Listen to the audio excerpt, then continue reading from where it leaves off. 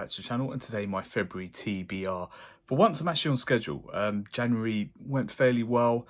I managed to kind of jump on it. I actually think I started the January reading maybe on the 31st of December, which really helps get an extra day in there. But I've got a little stack for February. We've got some thick books, but not massive, not mammoths, luckily. Some large word counts, but very achievable for February. So I'm just going to go through these. It's 3 books. It's maybe a little less ambitious number of books wise this year, but still the same kind of page count. The first book for week 1 of February will be a return to Andrzej Sapkowski's Witch Universe. And this is the Tower of Swallows, the Tower of the Swallow, rather. And it's the 6th book in the Witcher series. If you look at the spine, it's actually numbered in at number 4. That's because the first 2 books are short story collections, but they're very much in kind of timeline order. I would recommend to read them in the suggested reading order, which starts with those 2 collections. So this is actually book 6. It is the thickest book so far in the Witcher series. It's 440 pages, something like that. And yeah, it's got a word count of about 170,000 words. So it's achievable in a week, even if you're a slow reader like myself, but you're not going to blow through it in an afternoon. It is a little bit thicker than the average book. But yeah, really interesting writing style that Sapkowski has, and it will offer a nice change of pace to some of the stuff I've been reading. Week 2, I'm going for a classic. I mean, did they get much more classic than the Odyssey by Homer? This epic ancient Greek poem set after the Trojan War.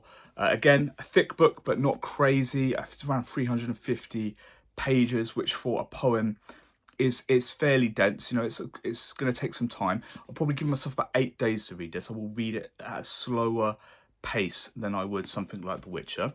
The reason for that is because these things have like a cadence to them. They have like they call a meter. And once you've got the rhythm and once you've kind of got the style of the poet, it becomes a lot much easier to digest, and you can absorb a bit better. So what I tend to do is start slow, and I build up my reading speed as I become comfortable with it. Translation's a really big one with this. I found when I read the Iliad, I had quite a dry translation. I've heard this is quite a decent translation. We shall see. Translations are funny. You have to find the right translation for you. I'm certainly hoping that this translation, the Penguin Clothbound Classics of the Odyssey, will work for me.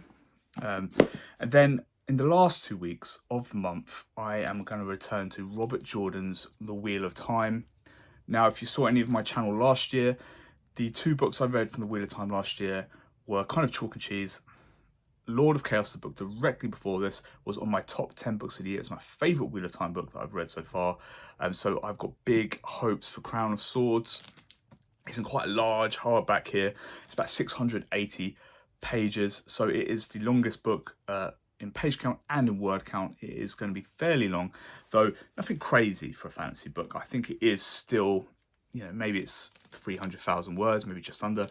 So nothing crazy for a fantasy book. A long book, but achievable. And I'm going to give myself 2 weeks to read this, or just under 2 weeks, because, you know, Robert Jordan, it's that kind of prose style. It's a little bit slower pace. It's real comfort food prose. He has a very rich, high quality prose. I really enjoy Robert Jordan's prose. It's one of my favorite feels, kind of like reading experiences, is reading Wheel of Time, and I don't like to rush myself. Probably give this like 12-13 days to read this, which, you know, at 680 pages is quite a steady pace. That should leave me, you know, the whole of March to concentrate on my March reads. There is another Malazan book coming up in March, so I have to make sure that I finish on time. So yeah, it's an average reading month, I suppose, as far as word count and page count goes, but it is a shorter month. February, we only get 28 days, so I think I've probably balanced it just about right. We shall see if I can balance work life around my reading. But please let me know how ambitious you're going to be on a 28-day month in February. If you're going to struggle, if you're cutting a book, maybe if you've realised in February's past where you've struggled with your TBR, and maybe you've cut a book this year in anticipation, or maybe you're just going to go for it and just try to read as many books as you can. Let me know in the comments below, and I'll catch you in the next video.